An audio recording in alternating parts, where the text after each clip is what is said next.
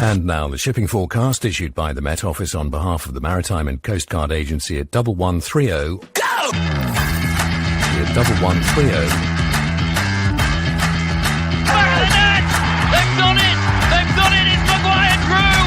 They've done it against this team!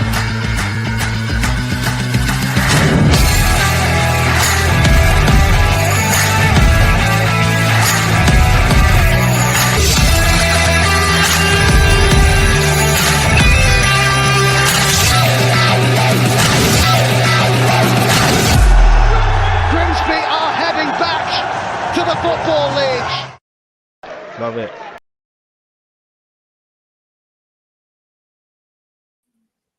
Good evening, everybody. Welcome to the DN35 podcast. We apologies for the delayed time. As you can imagine, we just thought it'd be better to do that than just sit here awkwardly on the phone with you.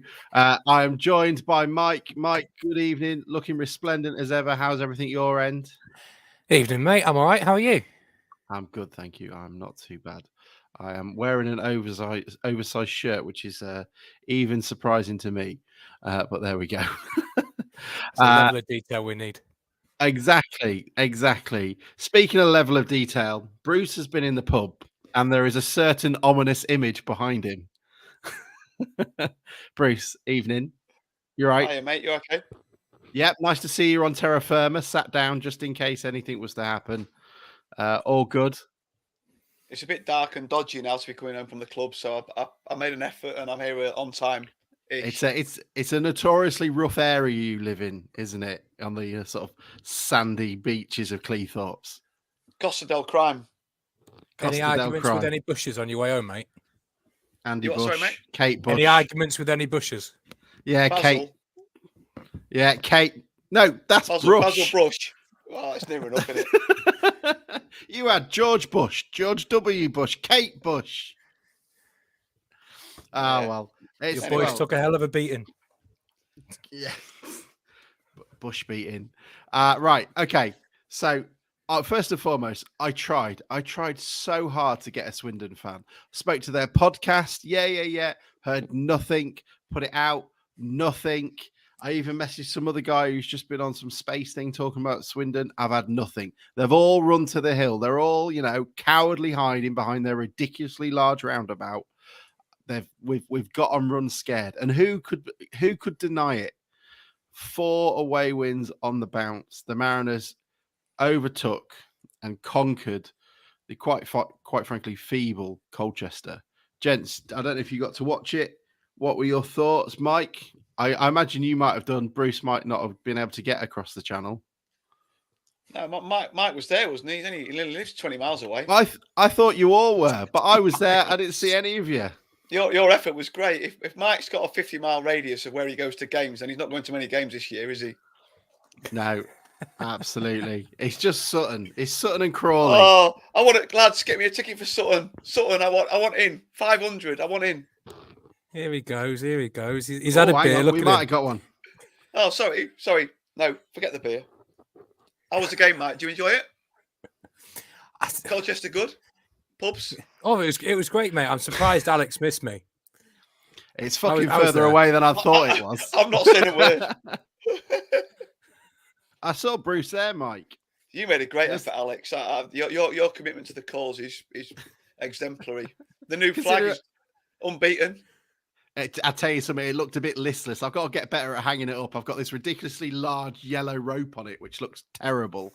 There's these other guys. This is another world of football support, and I never knew about before we got this fucking flag. That they come with what are the things? The elastic band things that go around your car. The little Elastic ratchets. bands that go around your car. What are they called? Like elastic things with the hooks on the end. Yeah. Yeah, my dad's got loads of them. Yeah. He's probably got flags.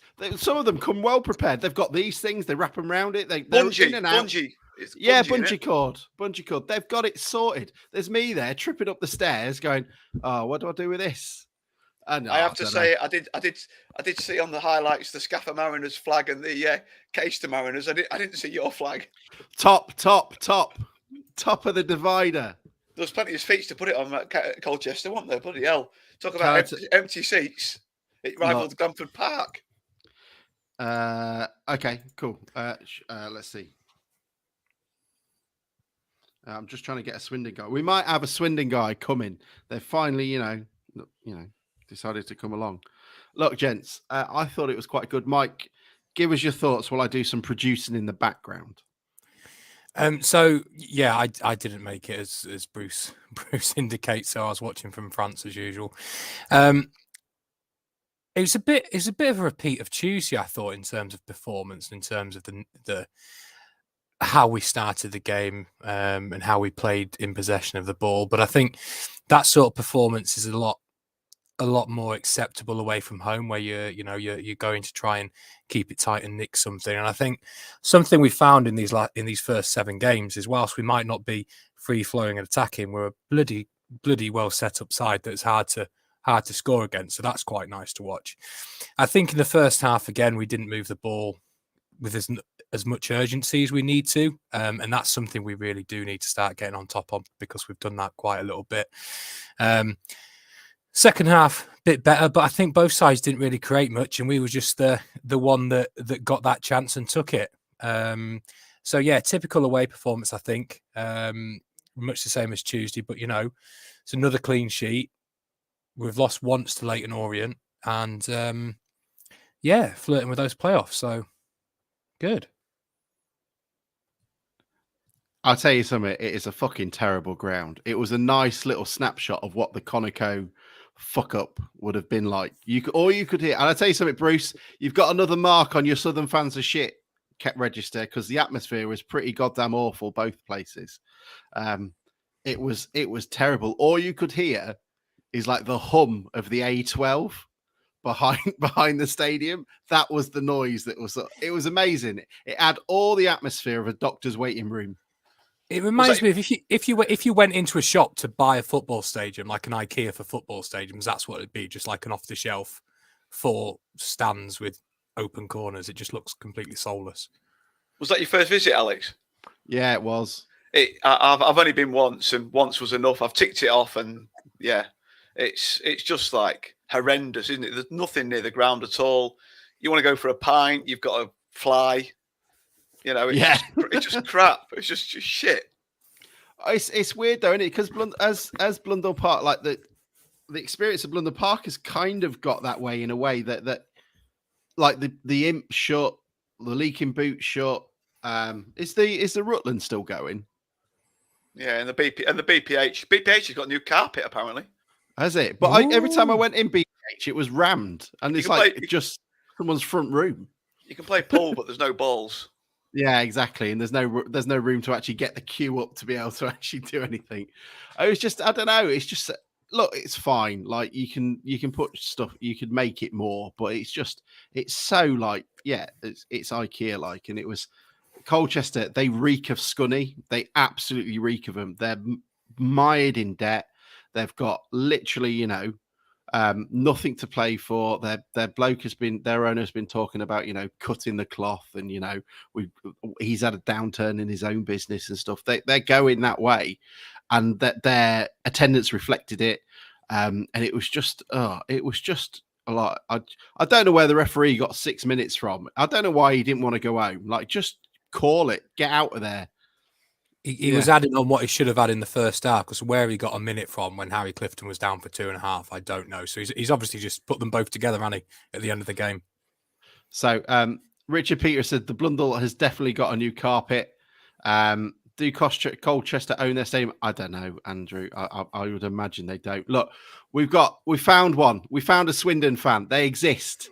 Ben has joined us. We're going to get him in and get him out, unlike his fucking roundabouts. We're going to be nice and quick, in and out, no problem. So, Ben, hang on. We've got the posh thing, haven't we? Hang on. 2 seconds. Behind. So that's the final act of the game, which means Frisbee Town are back in the Football League just a year after those awful scenes. Evening, Ben. Pleasure to meet you. Thank you so much for jumping on. How's everything with you? Yeah, I'm all right, boys. Thanks for inviting me on. It's a bit of a random one, bit on the hop, but yeah, it's a pleasure to be on, and I hope you're all well. We are playing you Saturday, though, mate. Yeah, we are playing Saturday. No, it's not completely random, is it? It's not like have we got a Liverpool fan on, Ben? Oh no, I just wasn't expecting it. I've just finished my lasagna and just listened to another pod, and I just got a little message, so I thought I'll jump on. Yeah. Well, we're grateful. I tell you, the one thing I like about going to play at Swindon is the symmetry you get with Swindon and Grimsby Town on the scoreboard. It matches up perfectly. But I'm sure that's what everybody goes there for. Look, we don't want to keep you, Ben. So how are things going down there? Last time we saw you were mired in issues, and people were 2 minutes away from burning down the house. How's it gone since? And why are you still down here? Oh, well, yeah, it's been a lot going on at Swindon since we've last played. Yeah, we've been taken over. We've had financial issues. We've had all the lot going on. In reference to this season, it's been a slow but steady progress. Quite a poor pre-season. 19 signings from last season, which wasn't really what we wanted to happen. But sort of Charlton kind of ruined our pre-season a little bit, took our manager and half our squad. But it's all starting to come together a little bit. We've not been losing games, but we've not won too many either. Until recently, we've won the last two. So we've hit a bit of form at the right time for us.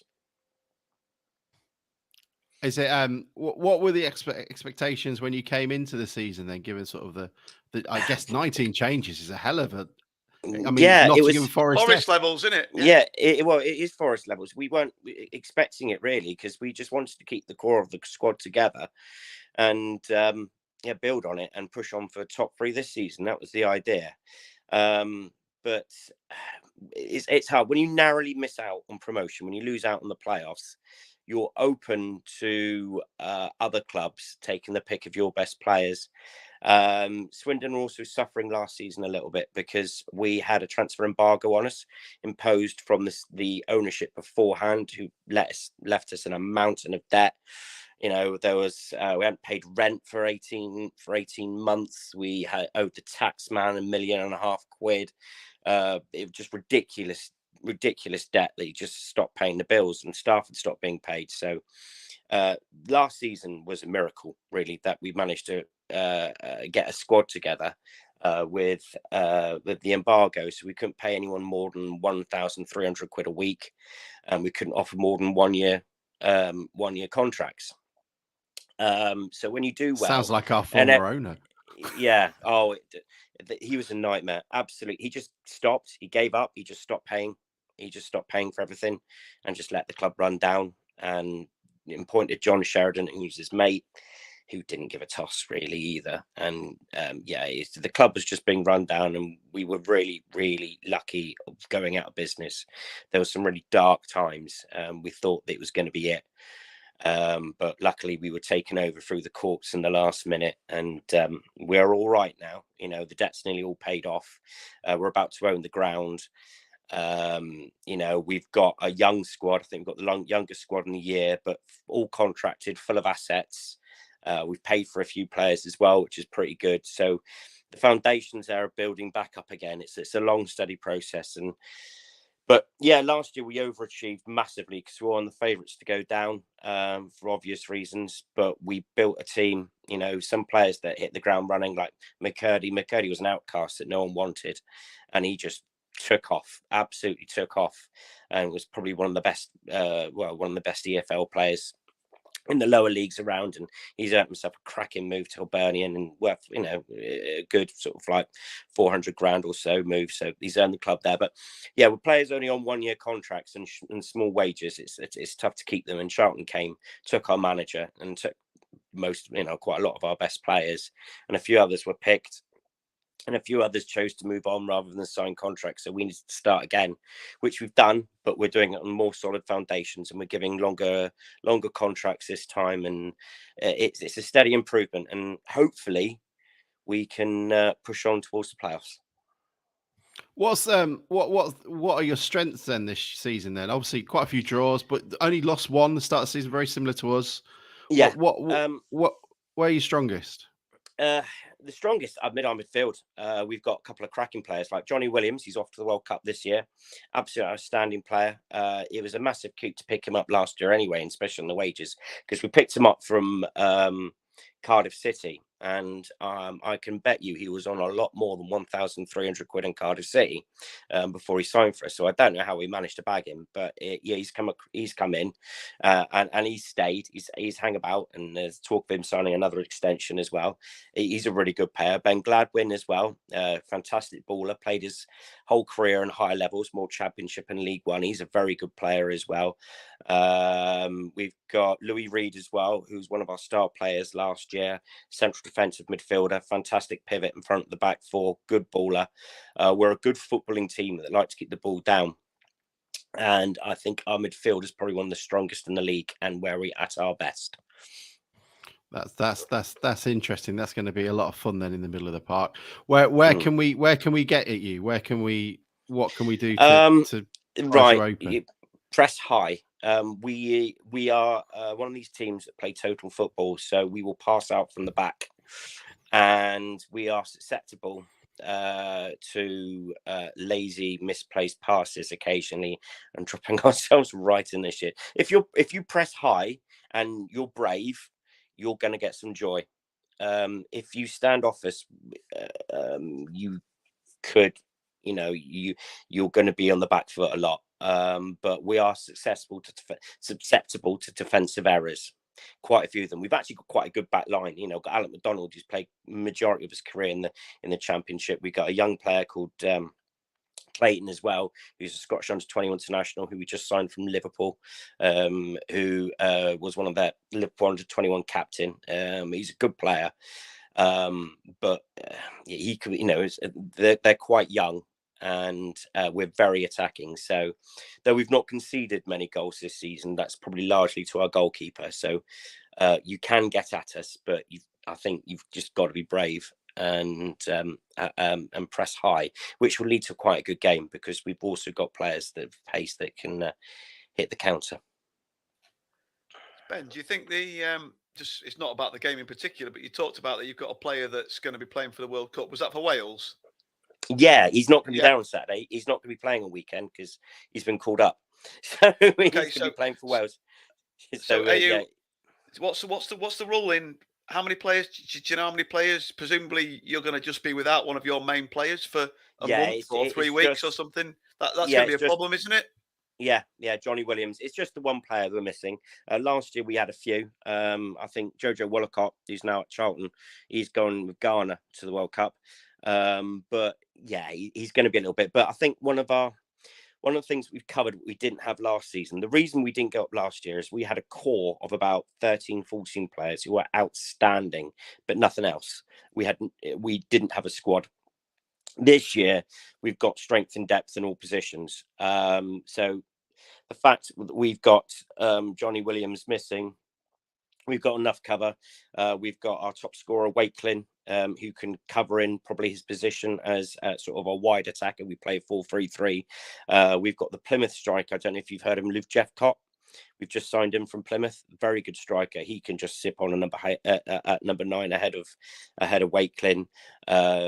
We've got quite a number of players. We've got players that can slip in. We've got another player who might be fit enough for the weekend to make his debut. I don't know if you've heard him before. A player called Hepburn Murphy. He was a young starlet at Villa, and he's sort of gone off the tracks a little bit and been praying abroad, and we've just brought him back to the country. He's had an operation and he's just getting back to full fitness now, hopefully making his debut for the club. So we've got lots of options that can play out wide. It can do the job.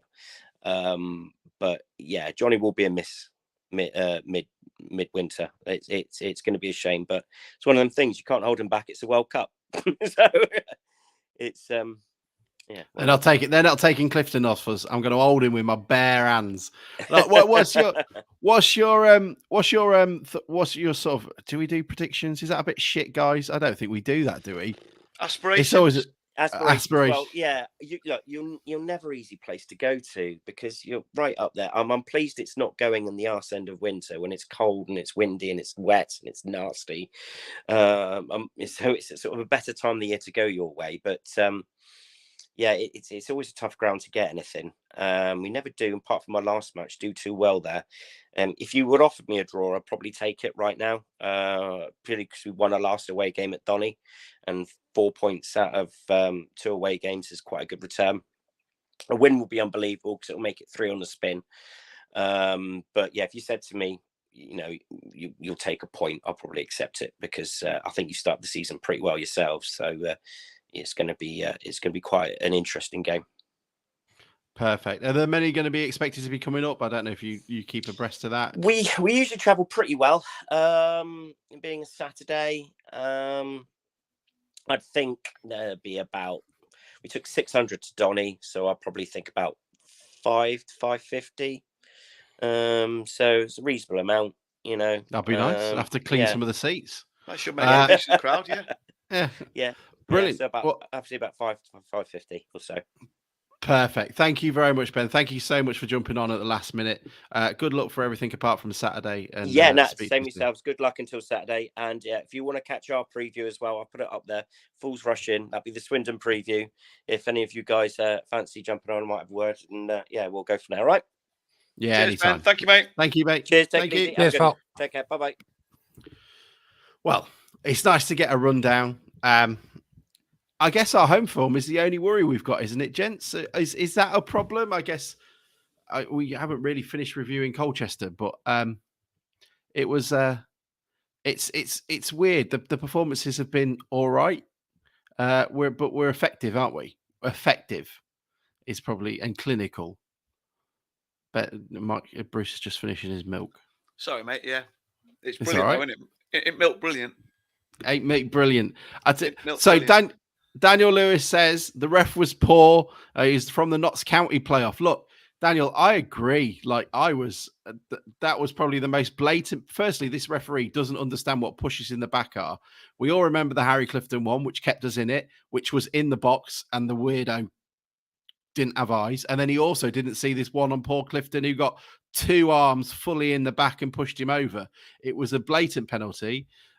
He added 6 minutes of extra time on when Colchester seemed to be the ones time wasting for some reason. And I just thought he was a bit confusing at times. He wasn't niggly, he let things go, but probably maybe let a bit too much go at times. But it's a shame. We haven't had a penalty since, is it Eastleigh away? Was our last penalty? Mike was nodding. I'm not sure. Yeah, it is, mate. It is, yeah. But I thought it was a typical bottom of the table side against a side that's in the upper echelons yesterday. One of those games where, with the cliches, the manager comes out and says at the end of it that the team near the top found a way to win the game, when it looked like neither side would win it really. There weren't a lot of chances. I do think we give quite a lot of crossing opportunities away. I think John Tonda said that we've struggled occasionally against. I think they were playing wing backs, and we've struggled against that. And I think if their crossing had been better, we might have had more problems yesterday. But I thought Andy Smith was absolutely outstanding. Well, that's the view I got from the Czech Republic anyway. Sorry, Mike. I was going to say, up to God, they've not got a recall clause on him. Yeah, it's a good point. Their defense. We retweeted something out. It looks at 6s and 7s. He's incredible. I really hope we get promoted just so we can buy him, because he's brilliant, and he's going to be something great if Hull can nurture him. Because him and Waterfall have struck up a good partnership. I think he's a great person to have next to him. And Crocombe, any cross that comes, it's almost Coyne-esque now. I don't expect it to drop. He comes out, collects it, and on we go. It's brilliant. He does fill me with a lot of confidence, and I think we've said it before on the pod that I thought that this summer we might have brought somebody in to rival him for the number 1 spot. I mean, I know we've got Sean Pearson, but he was. I think he's grown in confidence and stature, and he looks a solid keeper now. I've got no problem with him in the side at all. It's an interesting one, and we need to. Daniel Lewis comes out. Holohan and Smith were great. I think they were. Taylor seems to have been quite a bit of up for a bit of conjecture on Old Fishy and online. I thought he had a pretty poor game yesterday. I thought he was a little bit off it, and I think I don't know if it's poor is the right word. Maybe it's the system we have at the moment without McAtee. It doesn't work for him. There was a moment where Kiernan got the ball, which, by the way, someone behind me did not like Kiernan. Like 12 minutes was banging on for him to go off and to get him off. I thought he was all right. And Kiernan got the ball across. Taylor was the one that had played it out to him, and there was no one there. Nobody. There's nobody playing on the shoulder, and it's not helping. I think for Taylor to have a good game, he always does his job well, I think, from what I see of him. I think you've got to get people around him to affect it. It's no good in trying to get hold of the ball if there's nobody coming off him. And, we've had that problem a little bit at the start of the season. He wins his battles more often than not. He holds that ball up, gets in the final third. But, we just need to get players around him wanting to create something. And as for Kiernan, I mean, I like Kiernan because he tries. But I'm of the opinion he just that's a damning statement, Mike, isn't it? Alex or I could try. No, but what I mean is, so I'm not having a I'm not having a go at his effort or anything like that. I'm just saying in the final third, he's got to be better than how he has been in the last few games. He hasn't really created anything. He looks great up until the final option of what to do. And I don't think he's affecting games as much. He works hard, he tracks back, he does his defensive job. But we're struggling to score many goals. And I think there's going to come a time we need to look at the right wing and say, look, have we got a better option out there that can create a bit more? Would you extend his loan runs out in January? Would you extend it at the moment, or do you think there are going to be other better players out there? From what I've seen, no. From what I've seen, no. Alex? Yeah, he probably not. You know what Hurst's like. He's probably found 15 others that are. No, I asked you. Yeah. Would you extend his contract or not at the moment? Without knowing who we could get in replacement, I wouldn't. But I could imagine there would be better out there. That's my opinion as well. I think, but he might come good, But I'll look at the loans, and I'm actually pleased with the ones that are short term and the ones that are full season at the moment. I had a little look earlier on, and most of the ones like Mike said about the recall on Smith, the ones that you want here for the season look like they're here for the season. It's the Burnley lad. Is he here for the season? There was a bit of town tweeted he was here for. He's here for the season. Yeah, he is, isn't he? Yeah. Si says that he came back and said Taylor played well. I think Taylor's good. I think the problem is he does his jobs well, but if he doesn't have that guy up on McAtee, there wasn't anyone filling in the McAtee role, getting in behind him. Richardson was great, but he was also playing in deep. And I don't think we've got anybody that's just pressing on their back line. And their defense was so wobbly. And you could see from the highlights, we were sort of limited to shots from outside the area. I mean, even Clifton's was outside the area, wasn't it? So I don't know.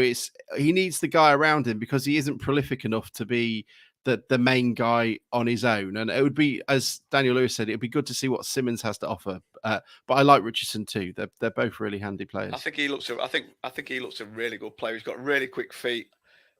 He lasted longer yesterday than he did on his debut. I think he looks a proper player. If he can get a goal quite soon, I think we could have a really, really good loan signing for the season in him. I think they both are, but yeah, absolutely. Did you mean Simmons there? Sorry, Bruce. No, Richardson. Sorry, yeah. Simmons came on as sub against Gillingham, and my first impressions, and he only played for a little bit, were he doesn't look the same player that Richardson looks. But I'm not going to judge him on. He came on quite late, didn't he? I'm not going to judge him on 10 minutes. No, exactly. He did all right against Newport. Sorry. No, I think give him a chance.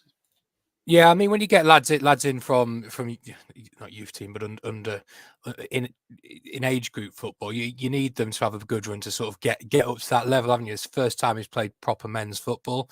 It usually takes some time, and I think Richardson, especially, I think he looks like he's got everything he needs to be a good player. I think he just needs to get that little bit of nous about him and start to sort of learn the ropes. And I think once he gets one, he'll get two, he'll get three. He's got really quick feet. He's got something that we haven't got in the squad at the moment. He did a little twizzle. I don't know what it's called. Is it a lollipop or whatever it is, where he spins on the ball, which was worth the 22 quid on its own. Look, a little bit of woo. No, it was good. I saw a couple of lads actually having a debate on Twitter that were arguing, or not arguing, but discussing that is Ryan Taylor our most important player? Because they said in the way that we're playing at the moment, is there anybody that's sort of more important that could not, where somebody we haven't got somebody to play his role? And that's quite an interesting discussion, because you look around the team and we've got full backs, we've got centre backs, we've got midfielders, we've got wide players a little bit, but when Taylor hasn't played, and I know you said you didn't think he was great yesterday, but we haven't got anybody in that mould that can hold it up in the same way that he can and bring other players into play. So I think that's quite an interesting discussion. I don't know what you both think. I think it's, given what Hursty was after in the summer break, he definitely wanted another target man, didn't he? He was asking for one, and I think the way we play, yeah, you might be right.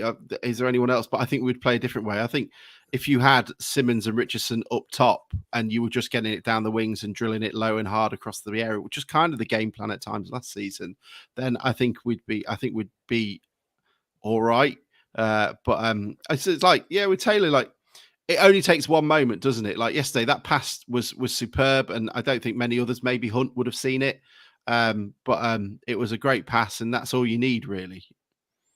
I thought Hunt's, just going on to Hunt, I thought that he does. You can see, you could certainly see yesterday that he's got that pass, that he passes so it much low, sharper and quicker. He passes it low and hard and quickly into feet, and he gets us moving up the pitch a lot quicker. We don't go sideways with Hunt. He's always looking for a forward pass, and he's going to be. I think he's going to be a proper asset, which is why we've given him a 3-year contract. He is so much. Every game, it feels like at the moment, Gillingham was the same. Is that the ball just seems to play like just above everyone's fucking shin. Like everybody's just like having to flick it up in the air or try and get it behind themselves. No one's got it on the ground. It's either the ground's too hard, I don't know if that's the reason, or it's just because people aren't good at zipping it like Hunt can, or not good at trapping it perhaps. But it always just feels like, it's just above like shin height. And people, if you can get the ball down, hold it and get it out, then that's great. And yeah, Mike, I'm sorry, I'm talking too much. What were you going to say, mate?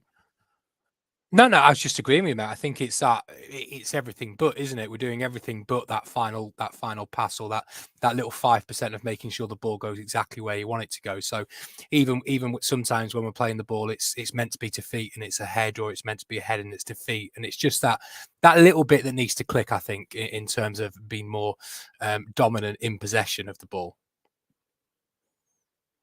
Yeah, it is really interesting. Like yesterday, it did feel like I felt like we were the better team. I think Colchester fans, if you're an ardent Colchester fan, you'll be disappointed. You'll be disappointed. You had enough opportunities there. They had a goal which was chalked off for offside, which was offside. They hit the side netting.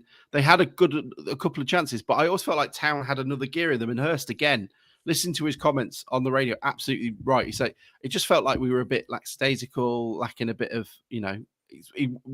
wrong to say effort, but they just weren't getting into it in that first half. And I do worry about the sort of bollocking in that first half thing. It always feels like it's got a diminishing return.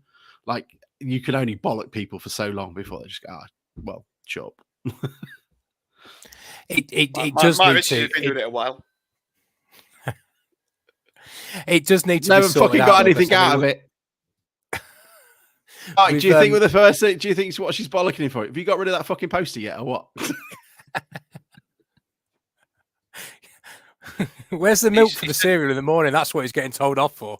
You drunk another pint of milk. I've got the last wagon wheel. See, now that's Jesus, firstly, it's not even jammy. Nice knowing you. Not even jammy. Mr. Moneybags over there buying proper wagon wheels instead of Aldi's cart wheels. They'd run out. Thank you. Maisie spotted them down aisle 3, and that was it. Done in the trolley. Sorry, Mike. We were going on to really important things there. What were you going to say? Mate, there is nothing more important than wagon wheels. So, look, it needs to sort itself out. I mean, it's all right at the minute. We've got away with it, but there comes a point we need to stop playing in first half, particularly that way. We're lucky, or not lucky, but we get away with it because we're a good defensive unit and we won't concede many goals. But there's going to come a point where a team are going to get 2 or 3 when we're sleeping in the first half, and then that's the game dead. So it needs to sort of sort themselves out pretty sharpish with that, because it can't last. You can't keep 4, 5, 6 clean sheets in a row. I think we're due to give someone an absolute hammering. I know we gave Crew one in the League Cup, but I think we are due a hammering. And we're looking at the teams that we've been playing. I think we could have had a 3 or 4 against Newport if Lady Luck was the other way. But we've got a difficult run of fixtures coming up, haven't we? When we're looking at it, we've got quite a few games. We've got Barrow, Stevenage, Bradford, Swindon. Well, no, it's not Swindon, but we've got quite a few games coming up where the teams above us are coming here, or we're going over to them. It'll be interesting to see where it comes with that. People came up. So who was it that commented on it? Jack Allen says, I thought Afete was a little off the pace. I agree, Jack. And I think his booking was archetypal Afete. His first touch was terrible, and he had to do his best to make up for it. I don't think it was a yellow, but because he was stretching and having to go for it. Yeah, he's he just wasn't on the pace, and I wonder if that's one of the reasons why Kiernan isn't necessarily having an amazing one as well, because he's covering, and those two aren't linking up perfectly. A lot of sort of wayward passes. I don't think he looks I mean, we sorry, mate. No, go on. I was just going to say, I don't think he looks right, Afete. I don't think he looks at his normal levels, and we've said this before for a few weeks now. But yeah, we've spoken about him before. He doesn't look the same since he had that injury, and he definitely doesn't look the player that played last season. I mean, it's. I think I said online yesterday that it's difficult to. It's easy to forget. Sorry, that he is also a part of that defensive unit that's doing so well. So he's doing most of his job well, but in possession of the ball, he just looks so unsure of what to do. And I got a good example in the 70th minute. He had plenty of space in the penalty box on the edge, and he took a touch. Man came to him. He dragged it back and played it backwards. And that just sort of typifies, like, he doesn't feel like he has the confidence to do anything with it. And if you have a look at Glennon on the other wing when he's pushing forward from left back, how often does Glennon in the final third play a backwards pass? Something happens, a cross comes in, or a decent through ball, or he tries and beats a man.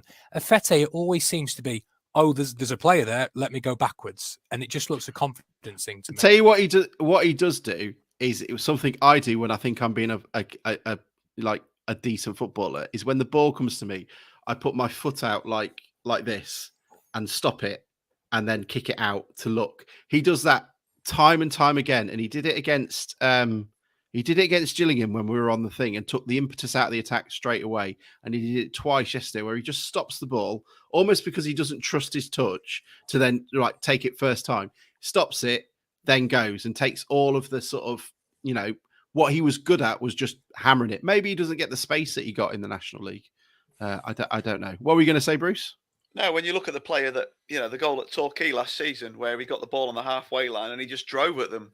He like Mike says, he just doesn't, you wouldn't think we were describing a win. And I think that's, in some ways, that's a positive, that we're picking out the negatives, because it shows that we've got more to come and we're still winning games. But he just didn't. It doesn't look like he's got the confidence in his own ability in the attacking third, or he's not seeing things as quickly as he was before, or he's doubting his ability to do the things. And let the shackles off and go for it, because you have got the ability and you can do it. And Kiernan suffered from a little bit of that in a few games, maybe not to the same extent. But I think that when you've got both of them on the right having sort of the same problem in terms of end product, your right-hand side becomes a bit ineffectual. I mean, if you compare, I haven't looked, but if you compare the chances from the right wing on the left wing, I'm sure Glennon and Clifton have created a hell of a lot more goal mouth activity than we are on the right. And I think that might be the thing that we need to unlock to have a more attacking threat, is making sure we have that threat from both wings and a bit more directness and end product on the right as well as the left. And I think with Afete, because we were right, we have said this a couple of times, that we know full well we've got a player in there and he's good, and you just want to go, mate, just go for it. Like, you're not going to be judged on it. If you want to go for an attempt, if you want to go, just go at them, they'll be terrified of you, especially if you've got Kiernan there and you guys can sort of do quick, like you just maybe he's worrying too much. Maybe he'll be very, very aware of sort of how he's started this season compared to last, and maybe trying to do, yeah. But as I say, it's very easy to get ultra critical. Let's not forget he is, as Stephen said, he's doing his defensive job well. He's part of the second best defense in this league. So it's not his defensive abilities I have a problem with. I just think we need a bit more going forwards from a player playing on the right back. I think that's why he's in the team, Mike, isn't it? That's why he's in the team over Cropper. Yeah. I think Cropper's a decent defender, but I think he's in the team because Hurst thinks that he can give the team more going forward. And I think Afeti is what Hurst wants to play, doesn't he? He doesn't want to play Cropper ball. He wants to play fast flowing, get it in, get it out, sort of overlapping fullback sort of stuff. Yeah, and you look on the left when Glennon, which he didn't in the first half, which on Saturday, which I think might have been a reason why we weren't as good in the first half. But when Glennon gets on the ball in the final third, he's probably our most attacking option, and I think that shows you what Hurst wants to do. He wants his fullbacks to be attacking fullbacks and to create things, and you can see that by the fact he gets Afete's in the box and missing sitters in the first couple of games. He wants his fullbacks to be in there affecting the attacking phase as well as the defensive phase. Yeah, Adam, you're probably right, and maybe we should stop talking about it as much, I guess. But I was surprised that someone was so quick to get on Kiernan's back yesterday. I heard frustration at times when the ball was going a bit loose, very similar to what the Gillingham game was like.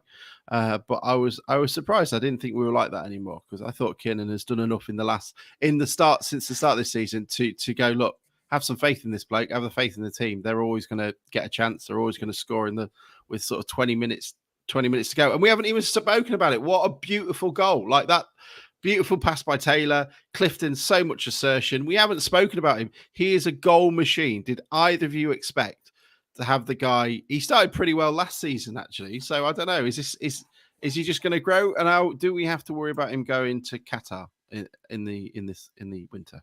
It was a really, really good finish. It was a ball into his stride that a lot of League Two players and maybe occasionally Harry Clifton would have scuffed it to the keeper or put it out, but it went in the middle of the goal. It was perfectly executed, and there was it was a really, really good finish, and he's obviously playing with a lot of confidence, and the team and the fans and the club are reaping the benefits of that.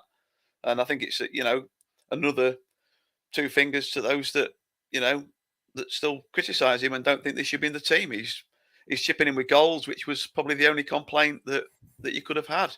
He's had a really, really good start to the season, and he's got his future secured with his new contract, and onwards and upwards. And despite everything that we've said, and me included, this team have just won 4 games on the spin away from home.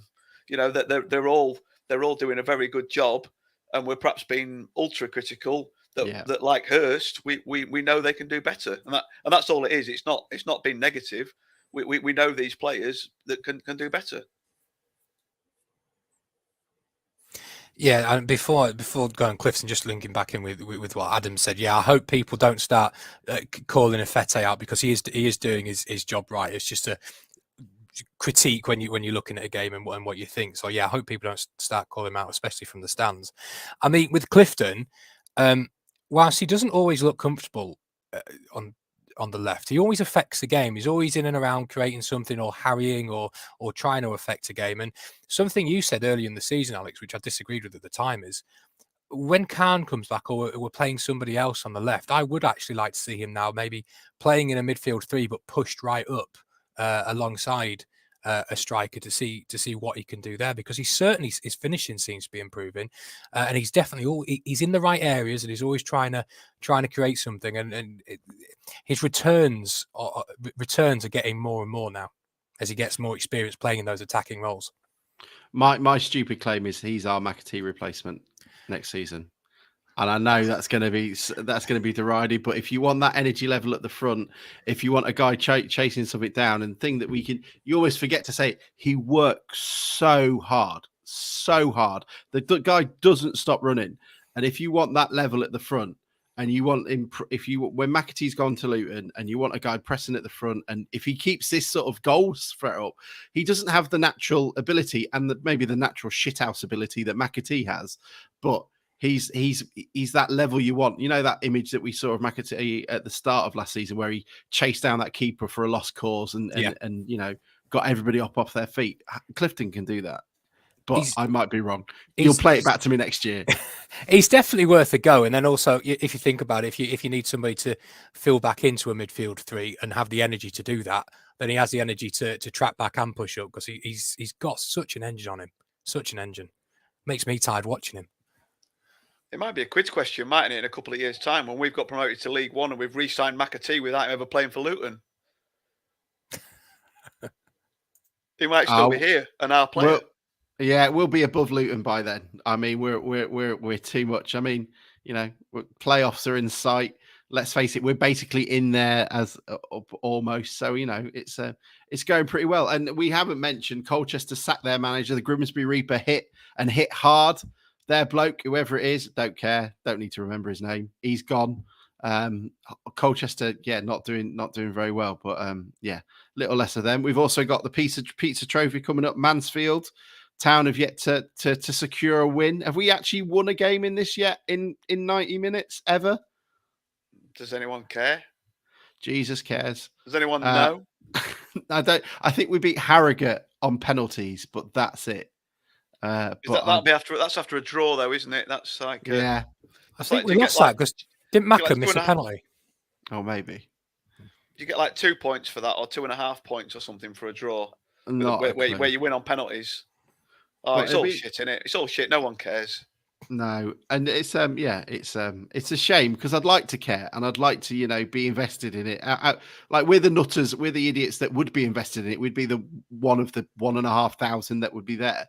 Yeah. And you're right. You're right. If it was a decent tournament that didn't have the obvious shortcomings that it has, then it would be, because we've got players that aren't getting in the matchday squad that would have an opportunity to play in a tournament that the fans cared about. But at the moment, most of us will just watch whatever's on telly and do whatever we do on a Tuesday night, and then have a look and see how Town did. And it's such a shame that they've taken that away by introducing the B teams into or the under 23s, or whatever that over 35s Man United player, that never played for Man United, into the tournament, because it would be, like you say, a great opportunity for our younger players and fringe players to get a game, and we might go and watch them and see what they did. But no one's going to go at the moment with the way it is, are they? Oh, actually, also we got to mention Bryn Morris is now out for quite a while. Apparently, he pulled his hamstring, tore it, and has never done it before. And Hurst is not expecting him back anytime soon. Unlike Ben Fox, who was apparently meant to be out for 6 months, but played for Northampton yesterday. I don't know more about it. We won't have to play them for a while, but he's back, which is great news for him. I wouldn't want to see, even though he's not a Town player anymore, he was great for us. I wouldn't want to see him, up. But it's sad news about Morris, and he'd been sort of started to really, hit his stride. But I guess we've got a perfect replacement in Alex Hunt. Agreed. Thank you. We have, and it takes that problem away from Hurst. You don't having to choose who plays. It's like, oh, unlucky Bryn. Right, Alex, yeah. in you come. Thank you. Yeah, I'm going. Look, we'll have a chat about something else in a minute. I don't know what. We'll make it up on the fly, but we're just going to play a little video because the Football Supporters Association Awards are coming up and nominations are out there. The club very kindly tweeted something out and saying, look, if you want to nominate us, that'd be great, and we would love it. It'd be really worth it. I put this video together and it sounds more like an in memorial from an award ceremony, celebrating everyone who died. So apologies for the somber music. We do try and keep it upbeat, but there we go. Great news, everybody. The Football Supporters Association Award nominations are now open. This gives you an opportunity as a Town fan to recognise the hard work and dedication put in by volunteers to keep you entertained and informed. We've put together a short video to give you an idea of who you could vote for in the categories that are open. And we'll start with the most hotly contested Fan Media of the Year. People like Mariner Hodo for their instant game reaction, for Cod Almighty for their consistently great articles, and for Liam Emerson, who puts together the raw highlights packages you see towards the end of the weekend. And especially now he's put a goal cam in, because that Harry Clifton lob looks beautiful in that angle. We've also got Commentator of the Year, the voice of the Mariners' own John Tonder, the club's very own John Moore, or our very own Scott Woodthorpe could all be nominated for their hard work and dedication in bringing town games alive. Scott's image, by the way, I think is his WhatsApp one because I couldn't find another one. You've also got some other categories, things like TV and Radio Show of the Year, like the BBC's Football Forum, TV Pundit and Radio Pundit of the Year, John Paul Pittman, for simply saying love it after finding out Scunny were getting battered 4-0. Also things more seriously, like the Reminiscence Hub. This was open at the start of the year in Fresh in Place. It gave you an opportunity to go down and have a look at some of the historical artefacts that are held by the Mariners and by fans alike. It gave you a chance to have a look at it. The Supporters Trust and those around it dedicated hundreds of hours to making sure you were able to look at it.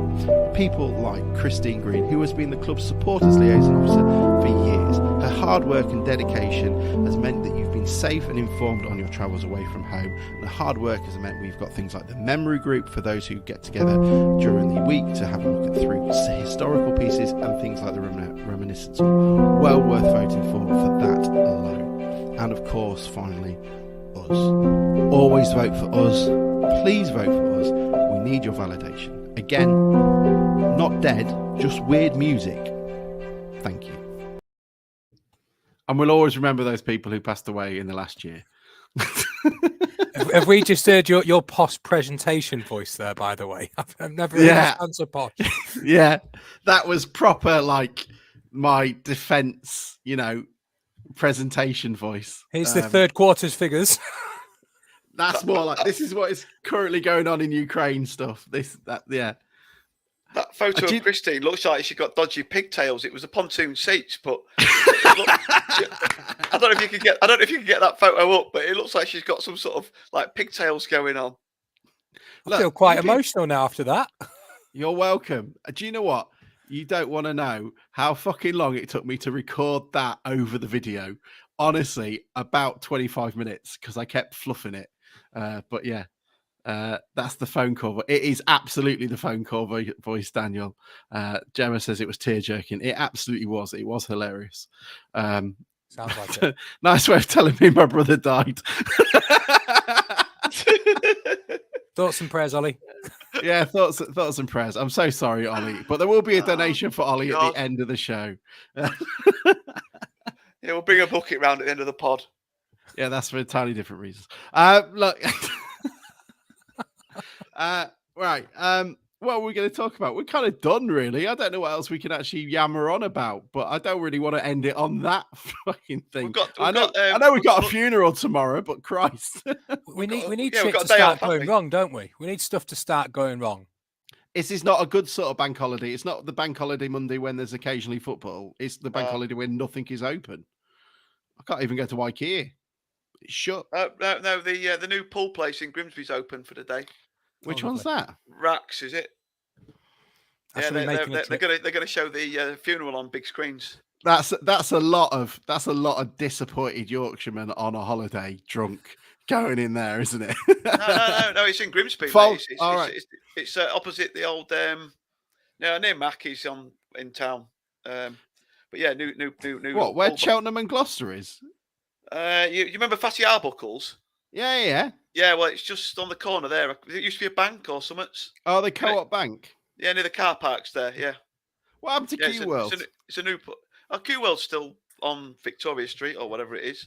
But, yeah, it's a new pool bar that's opened. And, yeah, they're showing it on the telly so you can go get pissed, play pool and watch the funeral. There you go, sports fans. Nothing. I mean, that is a terrible sound effect, isn't it? When the coffin is gone and you just hear the pool balls like going down the pockets. That shouldn't be going on. Not tomorrow. Ben Bristow says, it's not cremation. That's true. From Hooters to Rax. Ben, we don't know whether or not. We don't know if Rax does deep fried celery or whatever it was that Scott had when he was there. Well, I don't know. What else is there? What we can talk about the town. That's a good idea. Like, what shops are that? Is Solid Entertainment still going? I don't know. No, you get them other places doing the buses to the town games now, don't you? That place that sounds dodgy. Solid Entertainment, yeah. Is it? I never went into that Chinese next door to it. Was it any good? Because that looked like the poshest Chinese I'd ever seen. Where's that? Oh, sorry, Mike. This is properly so next to down Briggergate, wasn't it? Is that Near right? Pit, Wellergate. Pit, Mike. Oh, right. Got you. Cheers, pal. Near Pit. See Thanos. McAtee back light training, I believe, maybe at Luton on his Insta. Oh, I didn't know that, Daniel. That's great to know. It'd be great to have him back. Pekin Palace. Has he Andrew got the Niles same gets physio as Ben Fox? Maybe. I mean, he needs to get him there. Get Bryn Morris there as well. Christ, get David Beckham there for 2006. Get Clive Mendonca there. Yeah, do you know what? His hamstring's going to recover any day now, Bruce. Peter Where's the best Chinese in Grimsby then? What's the best Chinese? Because I used to think it was the one on Cambridge Road. The Pekin Palace, though, that he's on about, used to go for the banquet, and they'd have one of them spinning table things, and you'd have all the food, wouldn't you? And then you spin it round, and then when you got the bit that you really liked in front of you, just hold on to the spinny thing so that no one else could turn it and just fill your plate. You're wedging it, are you? You're getting a wedge underneath it. The little thing that used to hold your chopsticks up from the tablecloth, you're wedging it under your lazy Susan. I couldn't eat chopsticks, mate, but knife and fork or fingers. not wanting to play into the Yorkshireman analogy, but the one near Thorpe Park was quite good. near the caravan. Yeah, near caravan. There all week. Oh God. I can't think of any others. I used to quite like Oriental Express because at least Leanne and Charlie don't like Chinese food. So at least they could have it's the only place I know that does sausage, chips, and chicken nuggets. It's the most, it is catered for people like Mike, the Yorkshire people coming up. Lake? Yeah, the one near the boating lake. Oh, Claire's aunties live, her grandma lives in Horncastle and her two aunties live down near Gravesend in Kent. Right. Whenever they come up, they want to go to. They live in Kent, down south, where there's loads going on. Whenever they come up, they want to go to the Pekin Palace. Do they? The Pekin Palace? What, the one in Grimsby? No, not the Pekin Palace. Sorry, whatever you just said. Oriental Express. Yeah, that's the one. Yeah. Daniel Lewis. Daniel Lewis is not happy with the Oriental. Daniel, where do I go then? Come on, the place is disgusting. He's saying he's not happy with it. We can't. I think he likes his greens, doesn't he? From that. Yeah, that's it. He's not chomping up the lettuce. You know what they say, Daniel? If you don't like it, don't fucking come. Rob Scott has taken over the Oriental Express. He's maitre d'. Yeah, that was it. It did used to have petty sausages. I remember my old man used to deliver them. Oriental Express was great when it's first opened. Where do you go then? Because down here in Guildford, you go to the Beijing, which does a buffet on a Sunday night. That's really nice, but it's off menu. It's not. You have to ask for it. And we used to go in there. We'd get Mongolian lamb. And guess what I'm going to have for tea tonight? Was she serving? What? Mongolian mam. Yeah, Mongolian. Oh, come on. No. No. I've just had a rib shop open down my road, if that helps anybody out. That's good. They've got what have they got down here? So Aldershot is kind of known for Nepalese food and stuff. So you get quite a lot of decent curries down here. So if you're down this way, it's always worth getting one. There's a place called Johnny Gurkha's, which is a massive fire hazard. It's basically a basement, but it's amazing. Ollie says wings in Hull for a kebab with gravy and rice. Danny Lewis is saying sizzling wok. I need them. You can tell I'm coming back up north at some point soon. So I need to know Chinese recommendations because what was the other one? Was it the Landings or whatever it was? What did the Landings used to do? Oh, that sounds quite posh though, doesn't it? That can't be from it's around just here. the name. No, it was next to the next to Burger King. You had Burger King, Blockbuster Burger King. Yeah, the place behind Burger King. No, not that one. I made a sign for them once. It's the white building next to it. Sorry, Mike. No, you've lost me, mate. Oh yeah. I did live in Grimsby. Near the flyover, yeah. Sorry, Mike. I don't know. Next to the flyover. Yes, Ben, you've got it right. Absolutely. It's closed down now. Well, most things have, I guess. Fatty Arbuckles. I didn't even know that had gone. I used to like Fatty Arbuckles. That was a quality place. What was the other? There was the other one as well, wasn't there? There was the one in Freshney Place. It was like a little street where TK Maxx is now. And you used to go along for your baked potato and stuff. When Freshney Place first opened up. There was a really nice one where I used to live down near Bradley Crossroads. I've forgotten the name of that now, though. Well, someone's already come in and said Bradley Crossroads. Who was it that said it? Ben said the one on Bradley Crossroads is the best one. Ben knows what he's talking about. Well done, Ben. There we go. I don't know. Chicago's. Gemma's saying Chicago's. Chicago's where the players go. good. Where the players go. Eat where the players eat. Oh, no, eat where the Yes. players meet. Eat where the players meet. Am I missing it? Gemma, which one are you talking about? That one or the one that was opened up when we had, Walkabout, Lloyd's one, Yates, Chicago, didn't we? Is that right? Well, that's the Bradley Crossroads one, mate. No, Chicago's. Because didn't you used to have, that's Chicago's as well. You used to have Chicago's. It's now a gym. And then you had Walkabout, Yates, Lloyd's, down all that little bit in like the early 2000s. Yeah. Was that Chicago's? Because it used to have all like the memorabilia they said was memorabilia, but wasn't. Bruce has given up. Look, we had a chat. We did it. Rock Cafe, that's it. Daniel Lewis is saying the barge. I mean, it's where all the NFL players go. Is Bruce keeping that picture, by the way, or is it going? He's got the address of the bloke. Have you formed he doesn't want to part with it. You know that captors. What's it called? Where you have like a connection with your captors. Have you formed a bond with it and you just can't let it go, mate? No, the guy. I offered to post it to him when he's not at this address anymore. No, you can keep it. I like the idea that you're moved, so continually ringing him. What's Dad saying? Oh, Dad's saying, hang on, we're going back. Who was the one that said Oriental Express had Petit sausages? Here we go. What is this? So my dad. Oh, apparently not. I'm wrong. Because he's come back to me and says, no, they used to have Taylor's sausages. And Taylor's is not somebody Dad really likes. He does not like that, Butchers. You'll have to follow me offline for, for more information on that. But he was never happy with it. Yeah, there we go. Have we got a pod this week? We've got a pod, haven't we? Yeah, have we? Haven't we? I thought we did. What? We do this Thursday. We've rearranged. We've rescheduled Jason and Debbie's in. I didn't know where we were coming from. We've rescheduled it, and we'll be doing it this Thursday. We've also got the Rob Jones interview out, which was great. I don't know if you guys have had a listen to it yet, but it was, disappointing to hear him talking about his town. He wanted to mention it, didn't he? He really did. Yeah, it was. Yeah. Have you got anything you want to get off your chest? Yes. My contract. Yes, my contract. My deal. Yeah. So sad. I haven't caught up with it yet.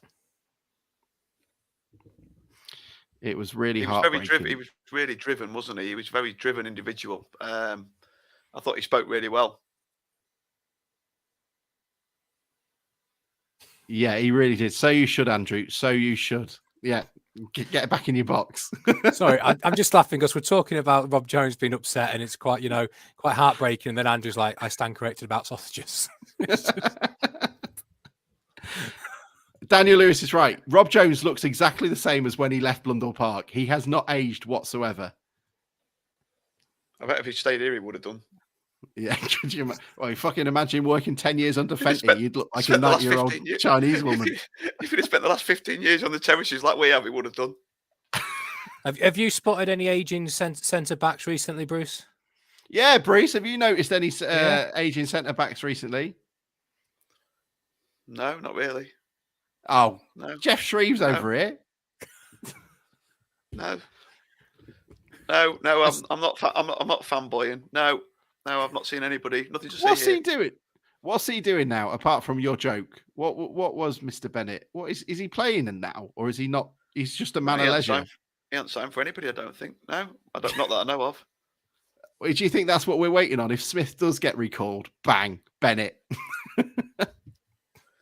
But I said to somebody else earlier, though, how long as a player do you sort of train on your own without having a club before you're not really a player anymore? I don't know. Yeah, we're it's a bit like Alan Kirbishley when he left management at Charlton and he just never went to get another job, and you just forget about him.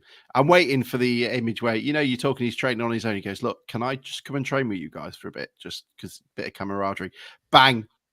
In the paper, Bennett training with the squad.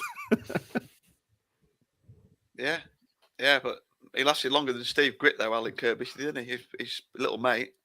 He did. You tend to find that these little partnerships, when they break up, that one of them goes on and carries on, does all right. The other one sort of doesn't really. Andrew says Ryan Bennett is working at Orient Express sausage department. Does he not live? He does, Daniel. He is also a frequenter of places where Bruce goes. Blundell Park. I like to ask Bruce earlier what's he doing, and Bruce said drinking Guinness. Drink where the players drink. Yeah, that's it. Yeah, drink where the players. You're saying now Cleethorpes Cricket Club is basically Chicago's. Yeah, I saw Grovesy in there earlier when Livo was in the bog. Was he? Yeah. Was Gallimore up doing what was he singing when we were doing the charity thing? Was it Elvis or something like that? I was doing the interviews. I was getting the people for the interviews, wasn't I? Going around the room and dragging them into your little room. Yeah, you're a right little fixer. Jack's bitch, yeah. Oh, well, I'm looking forward to that. He says he's working hard on his film, and, information will come out on that sooner or later, which will be brilliant. And good to see he's doing great work on it. It'll be nice. Hopefully we can do I suggested to him we should do an unfiltered director's cut on it when it comes out. And he can give us a proper, rundown on it. Linwood drinks in the P&M. Ollie, that is a shot from the clap. And the rumours are, and the A&M. All day in the AM, PM. He's always pissed. Oh no, I think he meant Pestle and Mortar, didn't he? It's got a new name on it now. They don't have the Pestle and Mortar anymore, do they? If I got pissed on Tipsy Terrace the other day, the Pestle and Mortar's definitely gone. Walked past there in town the other day, and it's got some. Yeah, it's not the P&M anymore. It was the. I thought the rumor was that the police shut the P&M down because it was too rough a pub. That was always the rumor that used to go around at college. It was too rough a pub. Ben is saying Walters. Is it called Walters now? Is that what it is?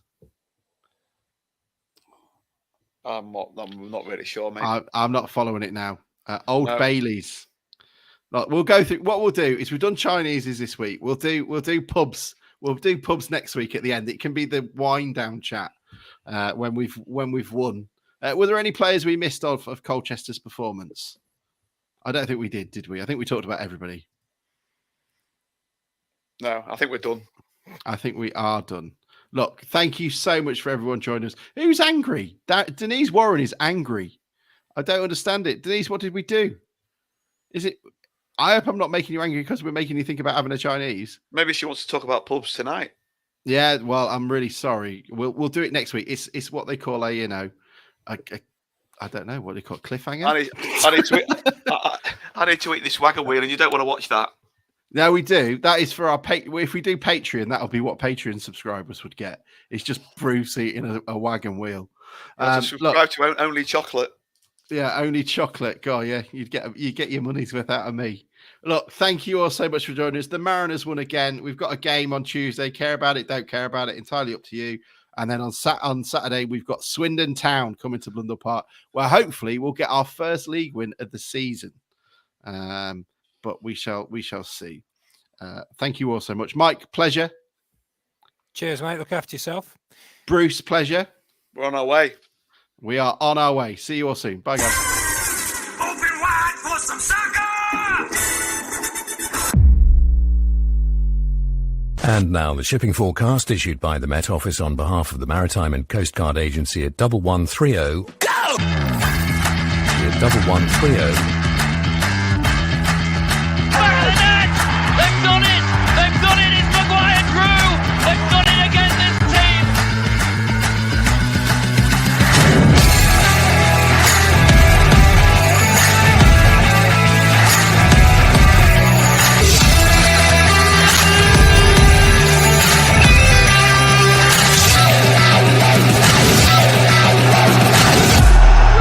Grimsby are heading back to the Football League. Love it.